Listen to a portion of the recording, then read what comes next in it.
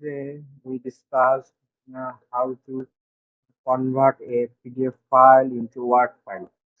Uh, we can see this file is a PDF file. We can edit on this file. Uh, if we want to edit with Word, we just need to convert this PDF file to Word file. Uh, First step is go your browser. I choose Google Chrome. Just search on search bar PDF to Word converter. Then enter. Just go for smallpdf.com. Then choose your file. Uh, the file is located downloads.